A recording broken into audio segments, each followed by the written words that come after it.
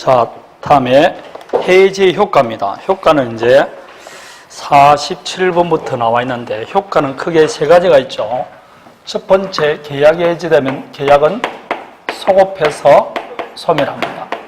소멸하니까 이행할 필요 없고 이행했을 때는 도로 돌려줘야 된다. 원상회복해 줘야 됩니다. 이 원상회복에 관해서 우리 민법에 따로 규정이 되어 있어요. 548조에. 원상회복만 하면 끝이냐? 아니죠. 이건 채무불이한 계약 해제니까 당연히 손해배상해 줘야 됩니다. 그래서 법조문에 계약의 해제제는 손해배상 청구에 영향을 미치지 않는다. 그렇게 규정이 되어 있습니다. 소급해서 소멸한다. 여기에서 이제 이론이 하나 나오는 거죠. 갑과 을 사이에 건물 매매 계약이 체결됐습니다. 그리고 등기가 넘어갔어요. 등기 넘겼다는 것은 물건이 변동돼서 안 됐어요. 됐죠. 소유권이 을에게 이전됐다는 겁니다. 그런데 이 매매 계약이 해제가 됐어요.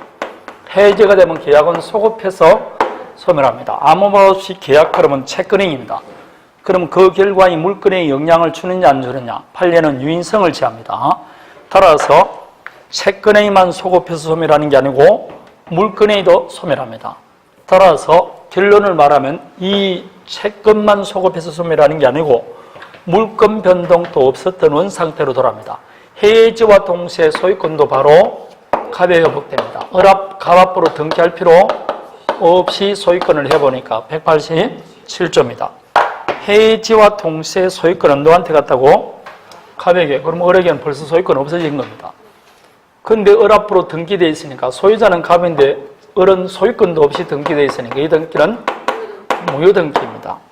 그럼 내가 소유자인데 등기가 을 앞으로 되어 있고 을 앞으로 된 등기가 무효등기입니다. 당연히 내 소유권 행사가 방해받으니까 소유권 행안에서 방해 제거 청구합니다.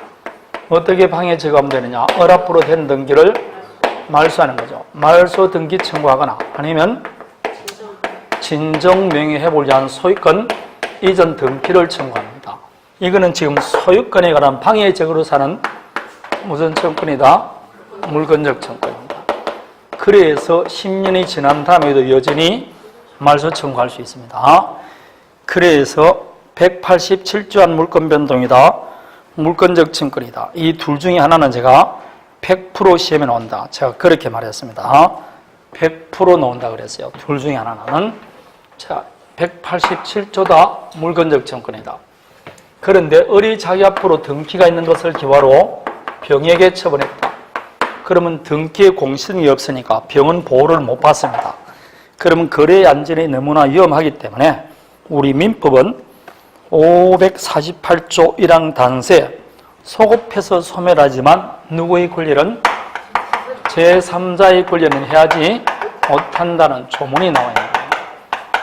이때 이 제3자란 단순히 이해관계만 맺어서는 아니 되고 등기인도 등 완전한 권리를 취득한 자를 말한다. 우리는 부동산만 하니까 등기겠죠. 다음에 판례가 말하기를 제3자란 해제되기 전에 이해관계를 맺었으면 선악을 불문하고 해제 이후에 이해관계 맺더라도 모이게만 하면 선이면 보호받습니다. 언제나 나오는 이야기죠. 그러면 우리가 제3자라는 것은 등기인도 등 완전한 권리를 취득한 사람을 말하니까 시험에 나오면 예를 들어서 나오는 것은 매매 아니면 교환만 나옵니다. 매매 교환이 나오는데 제3자가 되기 위해서는 매수인 앞으로 등기가 돼야 돼요. 부동산은. 그리고 등기 등록되니까 제3자가 등기부에 나와 있어요? 안 나와 있어요? 나와 있어요. 얼마나 쉬운지 모릅니다. 그래서 다시 소유권을 취득하거나 지상권, 전세권 들어가거나 저당권 설정했거나 가등기했거나 가압류했거나 이런 사람들이 제3자입니다. 그리고 임차권의 경우는 등기하지 않더라도 입주와 전입 신고하면 대항력을 인정해 주니까 주택은 입주와 전입 신고, 상가는 인도와 사업자 등록하더라도 인정해 줍니다. 근데 항상 시험에 나오는 게 주의할 것 이래가지고 갑과 을 사이에 매매 계약이 체결되면 갑은 을에게 대금 달라 할 대금 채권이 생겨요. 마찬가지다. 매수인은 소유권이든 등기청권이든 채권이 생깁니다. 그런데 이 대금 채권을 다른 사람에게 양도할 수 있어요. 아니면 이 대금 채권이 다른 사람이 압류될 수 있어요. 그러고 난 다음에 이 계약이 해지됐다. 그럼 이 A는 보호받는 제3자냐? 아니죠. 계약이 해지되면 이 대금 채권이 소멸하고 등기청권이 소멸합니다. 이렇게 해지로 소멸되는 채권 자체를 양수받았거나 채권 자체를 압류했거나 전부 명령받은 사람은 제3자가 아니다 라고 말합니다. 이거 모르는 사람은 단 한 명도 오겠지. 이런 것은 제3자가 아닙니다. 얼마나 자주 나오는지 모릅니다. 등기된 사람만 제3자입니다. 그러면 제3자에 해당되지 않는 사람을 여러분 요약집 140페이지에 보면 나와 있습니다. 그 밑에 박스 보면 나와 있고 기본서 가지고 계신 분도 기본서 보면 거기에 박스 오른쪽 나와 있어요. 거기 보면 거기에 해당하지 않는 경우 1번 아파트 분양 신청권이 나와 있어요. 분양 신청권이 등기부에 나와 있습니까? 없지 뭐. 2번 무허가 건축물 대장이라 되어 있어요. 이 무허가 건축물 대장은 무허가 건물을 관리하기 위해서 만든 편을 위한 장부에 불과하지 권리관계를 표사하는 장부가 아니에요. 그래서 해당하지 않습니다. 1번, 2번 다 해당되지 않습니다. 3번도 마찬가지인 게 토지 매를 했습니다. 그런데 대금을 지급하지 못하 계약을 해제했는데 그 토지 위에 신축된 건물입니다. 토지 매매 계약을 해제했으면 토지와 이해관계 있지. 건물은 토지와는 전혀 별개의 부동산입니다. 그리고 이 매수인이 법정상권을 취득하면 이해관계가 있지만 매매할 당시 건물이 없으니까 법정상권도 인정 안 됩니다. 그러니까 이해관계 있을 리가 없다 이 말입니다. 이해되겠습니까? 그런 게 제3자에 관한 겁니다. 무조건 외우세요. 외워야 됩니다. 그거. 자, 다음에 무효가 되면 처음부터 효력이 있습니까? 없습니까? 없죠. 취소한 법률행위도 처음부터 무효라 그랬어요. 해제되더라도 계약은 서급해서 소멸합니다. 결국은 무효, 취소, 해제 모두 다 언제부터 효력이 없다? 처음부터 효력이 없어요. 그러면 이행할 필요 없다. 처음부터 효력이 없으니까 이행할 필요 없겠죠. 이행했다? 그럼 도로 돌려줘야 됩니다. 부당이득 반환해야 됩니다. 이 부당이득 반환에 관해서 원물 반환이 원칙이고 불가능하면 가액 반환하는데 그 범위에 관해서 우리 민법 748조 이하의 규정이 되어 있어요. 그래서 원칙은 선의냐 악이냐 따라 틀립니다. 선의는 현존이익, 악의는 받은 이익의 이자, 손해가 있으면 손해를 배상하라. 단 제한 능력자는 선악을 불문하고 현존이익만 반환하면 된다고 공부했어요. 벌써 했다 이 말입니다. 그러면 해제도 그래야 되는데 갑자기 해제에 관해서는 부당이득에 관해서 몇 조에 따로 규정되어 있다. 그래서 이 548조도 부당이득 반환은 부당이득 반환인데 어디에만 적용된다? 해제만 적용되는 부당이득이지 무효 취소에는 적용이 안 됩니다. 그래서 이걸 부당이득의 특징이다. 어디에만 적용되는? 해제만 적용되는 부당이득의 특징이다. 이렇게 말하는 겁니다. 그러면 어떻게 틀리느냐? 여기는 뭘 불문한다? 선악이라든지 현존이 이런 걸 불문합니다. 받은 것부 전부를 반환하다가 답입니다. 여기처럼 이렇게 안 나누는 겁니다. 그래서 무조건 전부 반환합니다.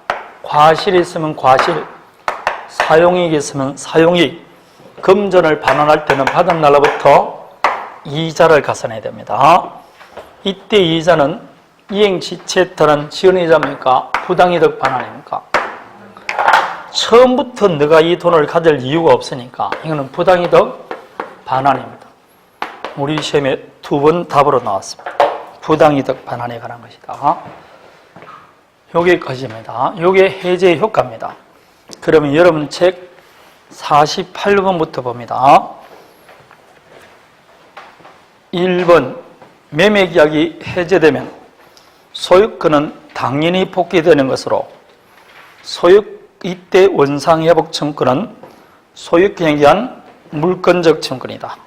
맞습니다. 되겠습니까? 네, 물권적 청구이다. 이렇게 말했습니다. 그러니까 10년이 지난 다음에도 소멸되게 안 되게 안 됩니다. 그래서 49번에 2번을 먼저 보세요. 계약의 이행으로서 물건이 이전됐을 때 계약을 해지한 경우에는 등기가 다시 복귀되는 시점에 물건이 회복된다. 맞아, 틀려? 틀리지 않습니까? 등기 없이 바로 회복된다 그랬잖아. 지금 48번에 1번 했잖아. 당연히 복귀된다 했지 않습니까? 그래서 틀린 겁니다. 그게 왜 틀린지는 알겠죠? 네, 틀린 겁니다. 자, 다시 48번에 2번을 가봅니다. 48번에 2번입니다. 이행지체의 경우 채권자가 소정기간 내 이행이 없으면 당연히 해제된다는 뜻을 표시한 경우, 그건 아까 유효라 그랬죠? 그 기간 경과되면 자동 해제된다 했습니다. 정지조건부 해제사 표시입니다. 3번 이행지체료로 해제하기 있을 때는 채권은 반드시 미리 일정 기간 명시해야 됩니까? 할 필요 없죠. 기간을 정하지 않는 채권도 채권으로서는 효력이 있습니다. 4번 갑이 을에게 매도해서 이전 등기까지 한 부동산을 을이 병에게 임대해서 병이 뭘 갖췄다? 대항요건을 갖췄습니다. 그러면 해지하더라도 병에게는 대항하지 못합니다. 뭘 갖췄기 때문에? 대항요건을 갖췄기 때문에. 5번 갑을 간의 매매계약이 갑에서 이미 해제됐어요. 그런데 그 후 병이 이 사실을 모르고 을로부터 전득하여 이전 등기를 갖추었습니다. 갑에게 대항할 수 있어 없어요? 있다 그랬지 않습니까? 해제 이후에 이해관계에 맺더라도 선이면 보호받는다니까. 따라서 이 병은 갑에게 대항할 수 있어 없어요? 있다 그러죠. 없다 그랬으니까 틀렸지 않습니까? 그 후 병이 그 사실을 모르고 을로부터 전득하여 이전 등기를 갖춰도 갑에게 대항할 수 없다 했으니까 틀린 말 아니냐고. 다음 몇 번? 5번입니다. 다음에 49번 1번 해지한 때는 원상회복과 손해배상 중 어느 하나만 청구할 수 있다. 아닙니다. 계약 해지하자면 원상회복하죠. 그 후에 뭘 한다? 손해배상 청구하는 겁니다. 다음에 4번을 보시죠. 2번 했으니까 3번 또 했습니다. 계약 해지 후에는 그 이득 현존 여부와 선의를 묻지 않고 받은 급후 전부를 반환하여며 금전 반환의 경우는 받은 날로부터 이자를 가산해야 됩니다. 맞습니다. 다음에 50번 제3자는 새로운 이해관계를 가졌을 뿐만 아니라 등기인도 등 완전한 권리를 취득한 자를 말한다. 2번 매도하였다가 대금을 지급하지 못하여 매매계약을 해지했습니다. 지금 토지 매매계약이 해지됐죠. 근데 그 토지 위에 매수인이 신축한 건물의 양수인은 제3자도 아니다? 아니라 했습니다. 토지와는 관계가 없어요. 3번은 전세권 등기한 사람입니다. 제3자겠죠. 5번은 저당권 등기한 사람입니다. 제3자입니다. 그러나 4번은 갑이 을에게 부동산을 매도한 후 갑이 을에 대하여 가지는 채권을 압류했잖아. 제3자도 아니다? 아니다. 그런 사람은 제3자가 아닙니다. 이해되겠습니까? 다시 41번을 가봐요. 41번입니다. 47번. 41번이 아니고 왼쪽 47번을 봐봐요. 거기에 4번을 보십시오. 계약 해지 전에 그 목적물을 감유하는 사람은 제3자 맞습니다. 부동산은 등기부에 나와 있으니까. 그러나 5번처럼 계약상 채권을 양수하거나 채권 자체를 압류하거나 전부 명령받은 사람은 여기서 말하는 제3자가 아니다 이 말입니다. 이해되겠습니까? 부동산을 압류한 거고 채권을 압류한 거는 완전히 다르다 이 말입니다. 다르다. 그래서 1번을 들어가 보면 채무불량으로 해지되면 매매대금에는 이자를 가산하라. 맞죠? 2번 이때 이자는 이행지체에 따른 지연손해배상금이다. 틀렸다니까. 부당이득 반환입니다. 이게 우리 시험에 2번 답으로 나온 거예요. 3번 대항력 갖춘 임차인도 제3자에 포함됩니다. 맞습니다. 다시 51번으로 가봅니다. 오른쪽 해지에서 소멸되는 채권 자체를 양수받은 사람, 기업, 제3자도 아니다. 아니랬잖아. 채권이 안 된다니까. 채권 자체를 양수한 사람 아니에요. 그러나 니은처럼 목적물을 감수한 사람은 제3자다 이 말입니다. 이것은 분양신청권 튀어나왔잖아. 땡입니다. 분양신청권은 등기부에 나온 사람이 아니에요. 다음에 소유권을 취득하였다가 해지로 소유권을 상실하게 된 임대인으로부터 해지하기 전에 뭘 갖췄다? 배항요건을 갖춘 임차이니까 보호받는 제3자겠죠. 그 이야기입니다. 보호받는 제3자입니다. 자, 52번을 보세요. 52번은 1번은 키포인트가 되는 단어가 뭘까요? 맞습니다. 합의해제입니다. 합의해제는 채무불이행이 아니죠. 그러니까 손해배상 청구할 수 없습니다. 자, 2번은 실례익이 아니고 이행이익 배상이 원칙입니다. 여러분, 실례익 배상은 계약 체결상의 과실책임입니다. 나머지는 원칙적으로 다 이행이익 배상입니다. 3번은 했고 문제는 4번입니다. 계약을 해지했지만 소유권 회복되지 않는 소유권 등기가 회복되지 않는 상태에서는 갑은 소유물 반환 청구할 수 없다. 이게 틀렸습니다. 왜 틀렸습니까?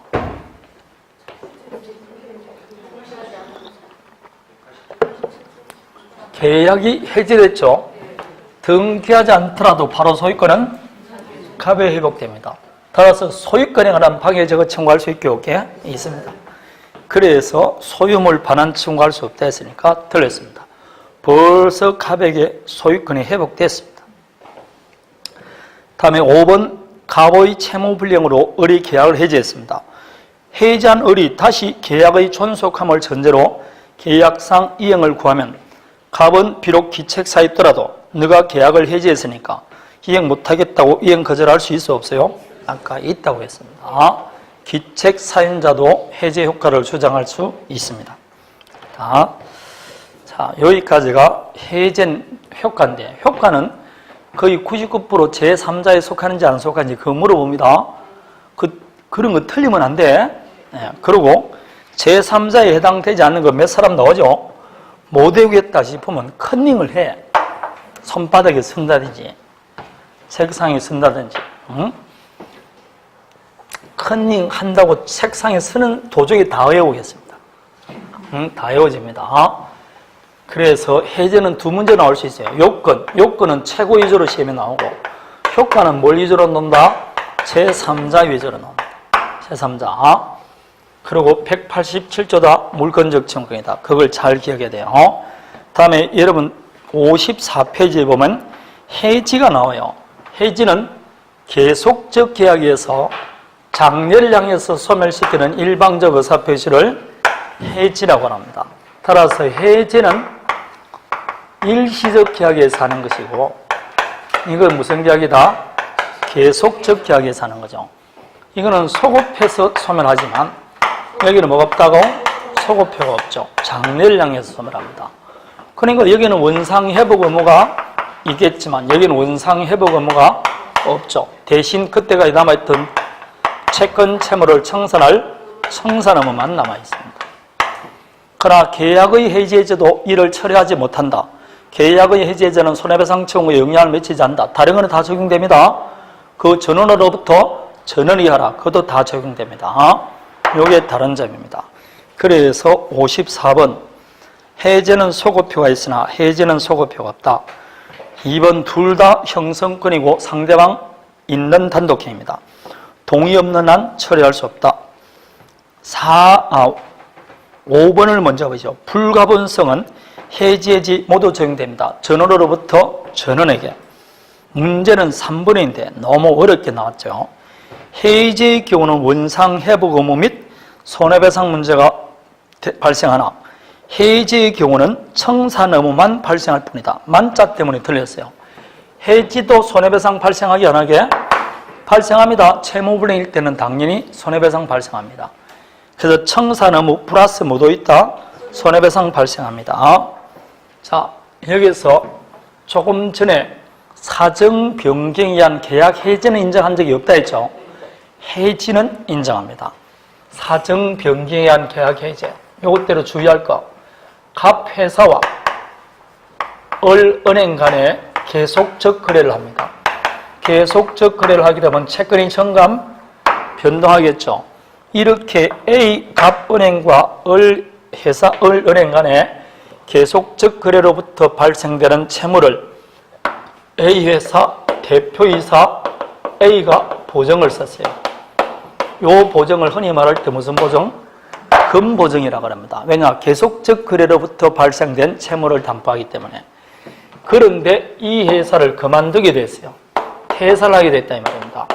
그럼 퇴사 이후에 회사와 은행 간에 발생했던 채무는 더 이상 담보해 줄 필요 있어 없어요. 그럴 때 퇴사를 이유로 이 보증계약을 해지할 수 있습니다. 사정이 변경됐다는 이유로 해지하는 겁니다. 이걸 인정해 줍니다. 근데 주의할 것, 갑회사와 을은행 간에 지금 계속적 거래로부터 발생된 채무를 보증한 게 아니고 확정된 채무를 보증했어요. 근데 채무가 1억이었어요. 이렇게 확정된 채무를 보증했습니다. 그럴 때는 퇴사를 이유로 보증계약 해지하면 돼? 안 돼? 안 됩니다. 확정된 채무는 사정 변경을 이유로 해지할 수 없습니다. 그래서 4번을 보십시오.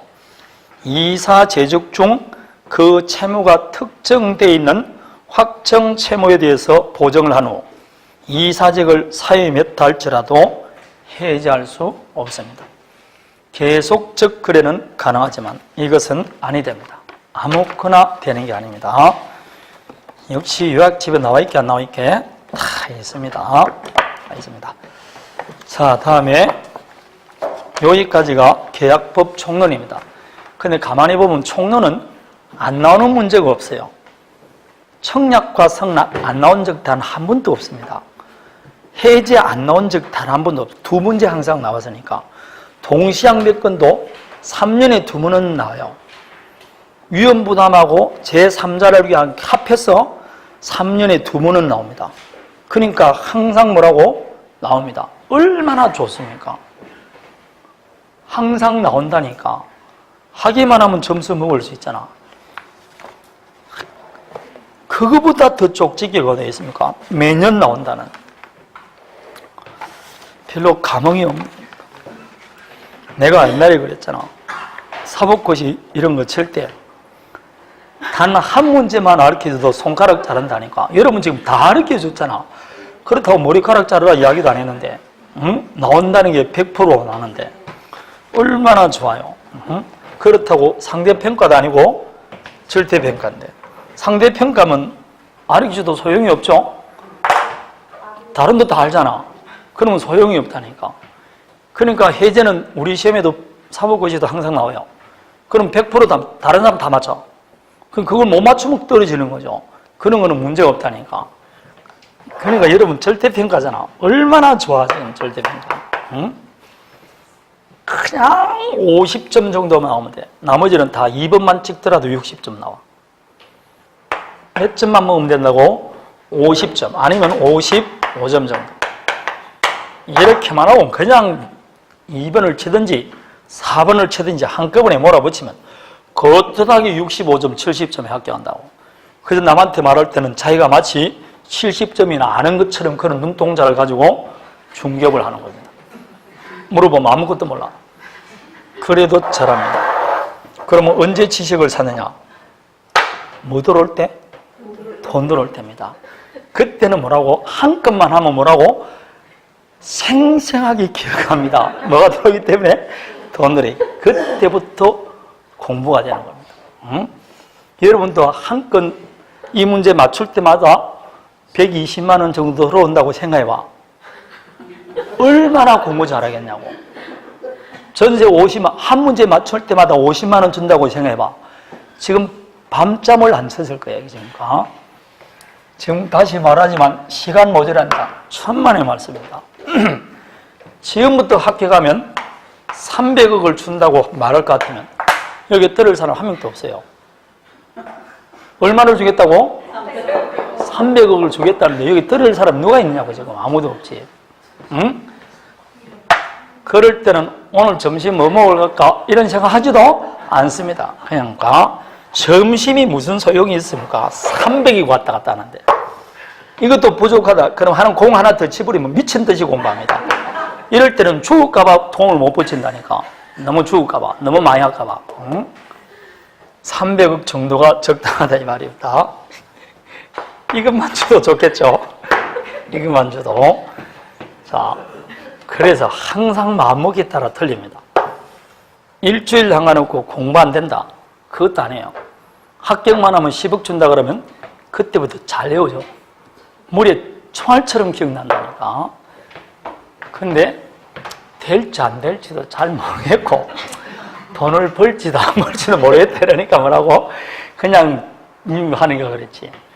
자, 다음에 강론 나옵니다. 절대로 시간 늦지 않았어요. 아직까지 충분히 공부가 가능합니다. 그래서 이것도 마찬가지입니다. 좀 우리하고는 관계없는데 시험을 한 달 정도 앞두고 이제 오답 노트라는 걸 우리는 정리를 해요. 이제 상대평가할 때는. 그럼 민법에 공부 딱 해다가 모르는 것 전부 다 노트에 적습니다. 상법 해다가 모르는 거, 형법 모르다가 탁 적은 거는 그걸 1년 내내 적어요. 근데 그거는 여러분 한 번 틀리면 언제나 틀린 거라니까. 사람이 직더라도 맞춘 건 항상 맞출 수 있는데 틀린 거는 별표 놔도 또 틀린다니까. 과목이 한 과목만 있는 건 아니잖아. 그러면 이걸 다 옮깁니다. 옮기고 나서 한 달 두고는 뭐라고? 이걸 가지고 계속 읽습니다. 한 달 내내 그걸 읽어요. 그래야만이 뭐라고 점수가 올라갑니다. 요걸 한 달 정도 합니다. 한 달 정도. 여러분도 지금 한 달 아직 더 남았잖아. 그동안 하면 되는 겁니다. 상대평가 아니니까. 이게 모든 사람이 그래요. 틀린 문제를 맞춘다는 게 그만큼 힘든 거예요. 아무리 20대 머리가 팡팡 돌아가더라도 틀린 거는 또 틀리니까 그 8개 과목을 오답 노트를 만들어가서 그때부터 뭐라고? 계속 오답 노트를 읽는 겁니다. 어차피 아는 거는 뭐라고? 다 알 수 있으니까 모르는 것만 계속 읽습니다. 그래도 나중에 틀리면 요 안에서 틀립니다. 100% 요 안에서 또 틀린다니까. 왜 그러냐? 확실히 자기가 안 되니까 그래요. 자, 절대로 안 넣습니다. 지금부터 해도 남습니다. 한 3일 놀아도 돼요. 놀아도 되니까 절대로 늦다 이런 생각 하지 말고 계획을 잘 잡아서 공부 열심히 하면 됩니다. 자, 매매 강론 들어갑니다. 강론에서는 매매가 시험 범위에 들어가는데 성립, 효력, 환매 이렇게 세 가지가 있습니다. 자, 성립에서는 매매의 예약과 계약금이 시험에 나옵니다. 예약이란 장차 매매 계약할 것을 미리 하는 계약이 예약입니다. 왜 장차 매매할 걸 미리 예약할까요? 장차 이놈이 나한테 매각할지 안 할지 모르니까 매매의 확실성을 기하기 위해서 미리 계약을 체결하는 겁니다. 그래서 미리 하는 계약을 우리는 뭐라 그런다고? 예약이라 그러고 장차 하는 계약을 본계약이라 그럽니다. 그래서 장차 본계약 체결할 걸 미리 하는 계약을 예약이라 그래요. 그럼 장차 지금 뭐 할 걸? 그러면 매매 예약, 전세 예약, 임대차 예약, 항공권 예매, 극장표 예매, 짜장 예약 그거라고. 장차 뭐 하냐에 따라 틀리는 거니까. 그럼 예약도 계약이다 아니다?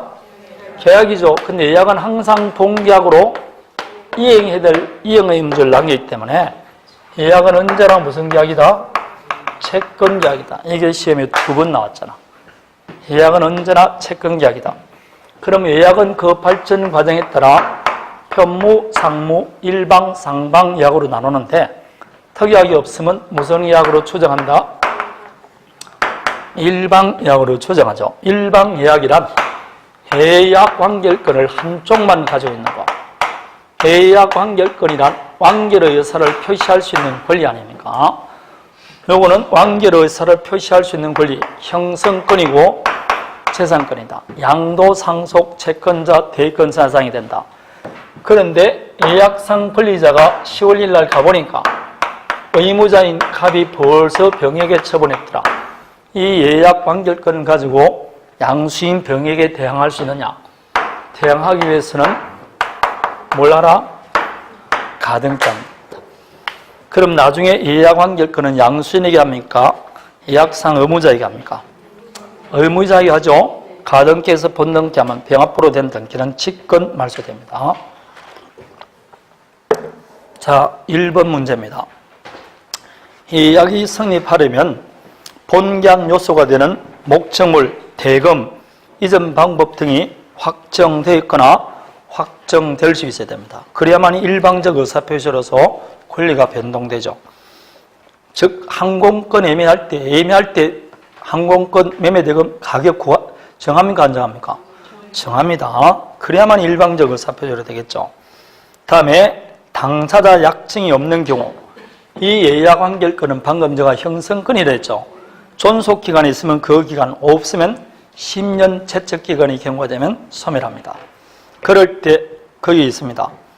이 예약상 권리자가 목적물을 인도받아 지금 점유하고 있어요. 그러더라도 몇 년이 경과되면 10년이 경과되면 관결권은 소멸합니다. 채척기간은 중단이 없습니다. 따라서 그 기간이 지난 때는 상대방이 인도받은 경우라도 소멸합니다. 다음에 4번을 보십시오. 약정이 없으면 10년 되면 소멸된다 했죠. 그냥 소멸 10년까지 기다리기 너무 지겹잖아. 그러니까 예약상 의무자는 상당 기간을 정해서 예약 관결권 행사할 거요 말 거요 최고할 수 있고 그 기간 내에 확대해 보았으면 소멸합니다. 5번 답이죠. 언제나 채권 계약이라 했습니다. 3번입니다. 본계약이 요식행위입니다. 그럴 때 예약도 본계약 방식에 따르야 되느냐? 그거는 틀린데 본계약이 요식행위인데 그 요식을 이유하는 그 방식을 요구하는 이유가 당사자로 하여금 계약을 신중하게 하려는 뜻에서 요식행위면 예약도 뭐 해야 된다? 본계약과 같은 요식행위를 따라야 됩니다. 라는 것이 판례입니다. 본계약이 요식행위라니까 그러면 예약도 요식행위 해야 되겠냐? 하는 경우도 있고 안 하는 경우도 있는데 그 요식행위를 하는 이유가 계약을 신중하게 하기 위해서 요식행위를 만들었다. 그럼 예약도 신중해야 돼 안 해야 돼? 해야 되기 때문에 똑같은 요식성을 갖춰야 된다. 그렇게 말합니다. 2번은 1번 형성권이다. 2번 양도성 인정된다 했죠. 따라서 의무자의 성락이 있어야만 양도는 유효다. 틀렸습니다. 예약 관결권은 방금 말했습니다. 형성권이고 재산권이기 때문에 자유롭게 양도할 수 있습니다. 의무자에게 통지하는 것은 대항 요건이지 성립 요건이 아니에요. 다음에 복소의 채권자가 매매 완결의 의사를 표시하는 경우 채무자에 대하여 복소 채권자와 전원이 공동으로 행사해야 된다. 라는 것이 판례입니다. 4번 제척기간은 법원의 직권조사사항입니다. 제척기간은 직권조사사항이라는 거 아까 앞에도 했었습니다. 맞습니다. 다음에 가등기된 후 목적물이 양도되더라도 양수인이 아닌 예약상 의무자에게 행사해야 됩니다. 맞습니다. 다음에 이제 나오는 게 계약금입니다. 이 계약금은 매매 계약할 때 반드시 계약금 지급해야 한다고 맞아 틀려요? 틀리죠? 예컨대 토지나 건물 매매 계약이 체결된다. 그럴 때 매매 대금이 3억입니다. 그럴 때 갑과 을 사이 우리 그러지 말고 계약금 3천만 원 주고 받기로 합시다. 좋습니다. 라고 계약금을 교부하는 데 대해서 두 사람 사이에 따로 약정을 하는 겁니다. 이걸 계약금 계약이라고 그래요. 이렇게 계약금을 주고받기로 계약했을 때만 계약금 주지 매매 계약한다고 언제나 계약금 주는 것은 아니다 이 말입니다. 아이스크림 사 먹을 때 계약금 주고 사 먹는 건 아니잖아. 중도금 주고 중간 빨아먹고 잔금 주고 다 빨아먹습니까? 아니잖아. 그럼 아이스크림 매매 계약도 매매 계약 맞잖아. 그러니까 당연히 계약금 주는 건 아니다 이 말. 이렇게 준다고 약정했을 때만 계약금 지급합니다. 그러면 이 계약금 계약은 당연히 이 매매 계약에 종된 계약이에요. 그렇지만 기억할 거 작년, 재작년에 나왔죠. 반드시 동시할 필요 있어 없어요? 없습니다. 매매계약 체결한 후에 계약금 조기로 약정할 수도 있어요. 근데 매매계약은 요물계약인데, 낙성계약인데 계약금 계약은 그래서 요물계약입니다. 그럼 계약금을 지급하기로 약정만 했어요. 아니면 계약금 일부만 교부되었어요. 그럼 계약금 계약이 성립한다 안 한다? 안 하죠. 그럼 계약금은 우리 민법상 565조에 따라서 준 사람은 포기하고 받은 사람은 배액을 상환하고 해지할 수 있는 해약금이지 않습니까? 그러면 계약금을 지급하기로 약정만 했고 아직 지급이 안 됐어요. 해약금 해지할 수 있어 없어요? 없죠. 아직 계약금 계약이 성립이 안 됐다니까. 그래서 해약금 해지할 수 없습니다. 그게 요물계약입니다. 교부되지 않으면 계약금의 효력이 발생하지 않습니다. 이 계약금은 그 기능에 따라 정약금, 해약금, 위약금으로 나눌 수 있다. 특약이 없으면 계약금은 해약금으로 주장합니다. 따라서 계약금이 위약금이 되기 위해서는 반드시 위약금을 한다는 특약을 해야 돼요. 특약하면 위약금이 됩니다. 그러면 계약금을 위약금으로 하기로 특약하면 그 위약금은 손해배상 예정력으로서 위약금으로 봅니다. 즉 위약금 특약하더라도 위약불이 되는 것은 아닙니다. 그래서 손해배상 예정으로서 위약금으로 봅니다. 그러면 위약금으로 하기로 특약했다. 그러면 해약금 성격이 없어집니까? 아니죠. 이 두 가지 성질을 겸하게 병존하게 되는 겁니다. 따라서 계약금을 위약금으로 특약하면 그 계약금은 해약금의 성질과 손해배상 예정으로의 성질을 겸한다. 이렇게 되는 겁니다. 자, 해약금 해제를 봅니다. 해약금 해제는 언제까지 할 수 있냐? 행사는 효과는 이렇게 나옵니다. 언제까지 할 수 있다? 일방 이행착수입니다. 상대방 이행착수입니까? 일방 이행착수입니까? 일방입니다. 따라서 중도금을 지급했다. 그러면 중도금 지급한 매수인 자신도 해약금 해제할 수 없습니다. 이행기 도래 전이라도 이행착수할 수 있다. 여기서 이행착수란 일부를 이행하는 것은 당연히 이행착수겠죠. 그렇지만 일부를 이행하는 것은 물론이고 이행에 필요한 전제 행위를 하는 것도 이행착수다. 이렇게 말합니다. 이게 이행착수와 관련된 것.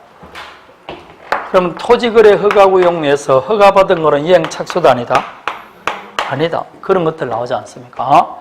다음에 받은 사람이 해지하기 위해서는 반드시 배액을 상환해야 돼요. 말로만 해서는 안 됩니다. 그러나 배액을 제공하면 되지 수령하지 않더라도 공탁할 필요는 없다. 공탁할 필요 없다고 그랬습니다. 해지가 되면 소급해서 소멸하겠죠. 그렇지만 원상회복이 있다 없다? 없죠. 착수하기 전이니까. 손해배상 발생한다 안 한다? 안 합니다. 이게 해약금 해제입니다. 자, 그러면 3번입니다. 간단하게 보면 계약을 체결하면서 그 계약의 부수에서 일방이 상대방에게 교부하는 금전 기타 유가물이다. 2번 요물계약이며 종된 계약이다. 까지는 맞죠? 동시에 했으니까 틀렸습니다. 3번 정약, 위약, 해약금 성격이 있는데 해약금으로 추정한다. 4번 위약불의 성질을 가지는 위약계약금은 계약금이 위약불로 했다는 거죠. 위약불로 하게 되면 채무불능이 있으면 수령자가 그 계약금을 불로서 몰수합니다. 그리고 추가로 뭘 받는다? 손해배상 받을 수 있습니다. 그걸 위약불이라고 합니다. 다음에 해약금은 해지할 권리를 보류하는 작용을 갖는 계약금. 즉 해약금이란 준 사람은 포기하고 받은 사람은 배액을 상환하고 계약을 해지할 수 있다고 해지할 권리를 유반하면서 돈을 주는 겁니다. 그걸 약정해제를 할 수 있겠죠. 4번의 1번 원상회복이나 손해배상 발생하지 않는다. 2번 이행기 약정이 있더라도 이행기 전에 이행 착수할 수도 있습니다. 3번 계약금을 위약금을 하기로 특약이 없는 이상 손배증이 성질이 되는 거 아니다. 반드시 특약해야 됩니다. 다음에 이행 착수란 단순히 이행을 준비하는 것은 아니다 했죠. 그렇지만 반드시 계약 내용에 들어맞는 이행 제공 정도에까지 이를 필요는 없고 일부 이행 착수도 이행 착수로 봅니다. 다음에 5번 공탁하라 되어 있죠. 목탁으로 때려버린다고 했습니다. 내가 공탁할 필요 없습니다. 다음에 5번 해약권 배제하는 약정을 한 경우 유효다. 우리 민법 565조는 강행 규정이 아닙니다. 우리는 해약금 해제하지 않는다. 특약할 수 있습니다. 다음에 2번은 방금 했습니다. 자, 3번 또 했어요. 문제는 4번입니다. 매도인이 매수인에게 계약 이행할 것을 채고하고 이행하지 않으니까 잔대금 지급하라는 소송을 제기했어요. 이행 착수도 아니다. 여러분, 상대방이 이행하지 않기 때문에 이행하라고 소제기했죠. 이행하라고 소제기한 건 이행 착수가 아닙니다. 그래서 성소 판결 받더라도 아니라고 나와 있지 않습니까? 그런 말 들어봤습니까? 매수인이 매도인이 이행하지 않기 때문에 이행하라고 소제기했어요. 그래서 1심에서 뭘 받았다? 성소 판결 받았다. 그래도 이행 착수도 아니다?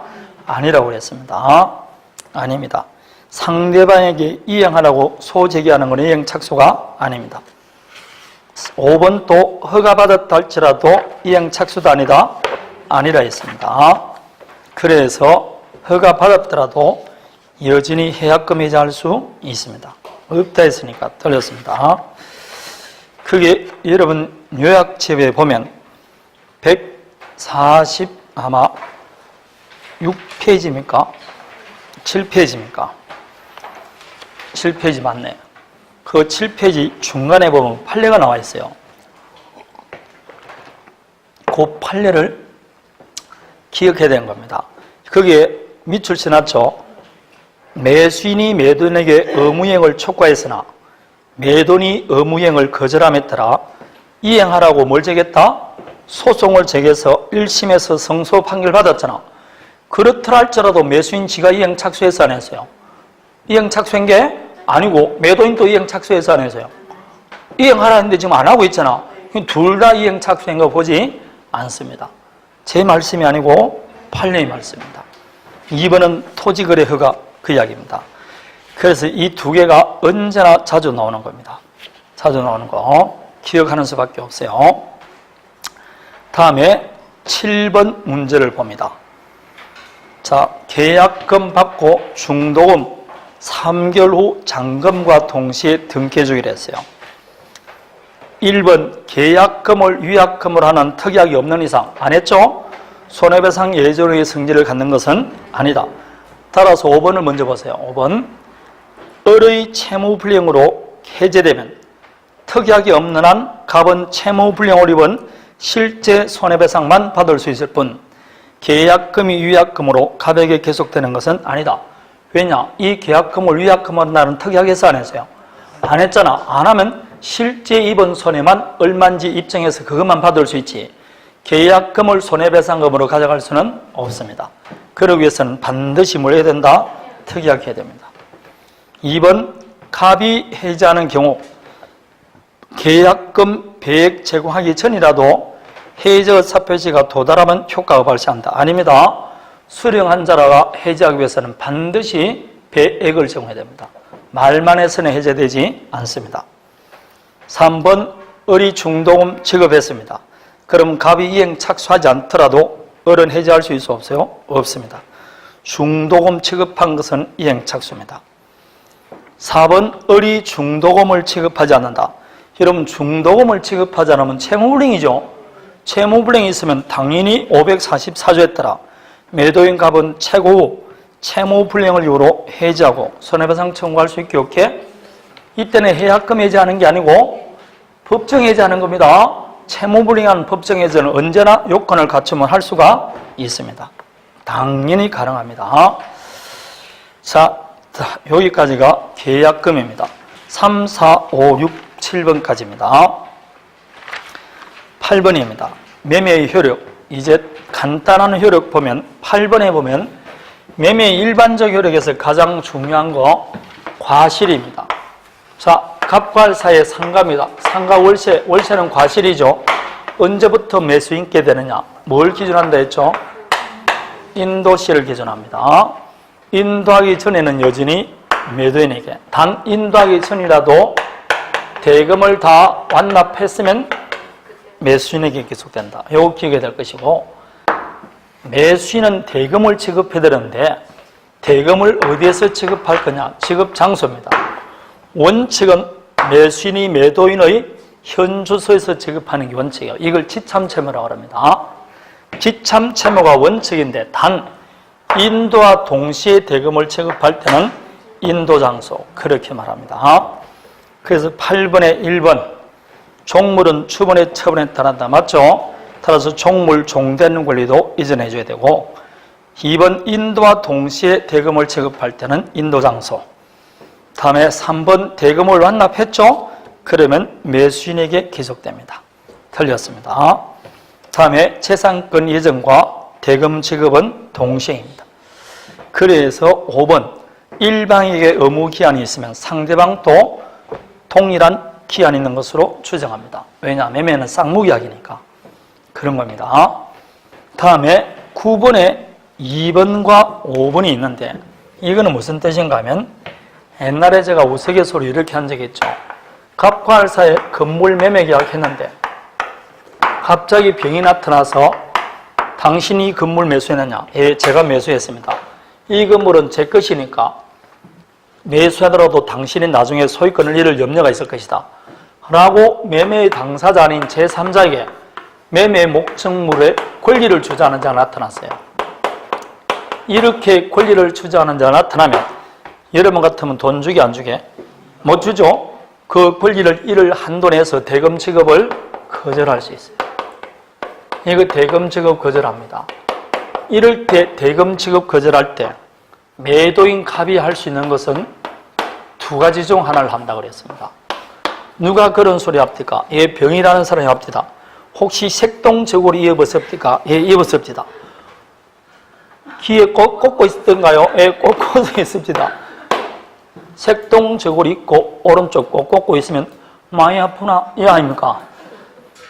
많이 무나? 동막불에 나오던 애 아닙니까?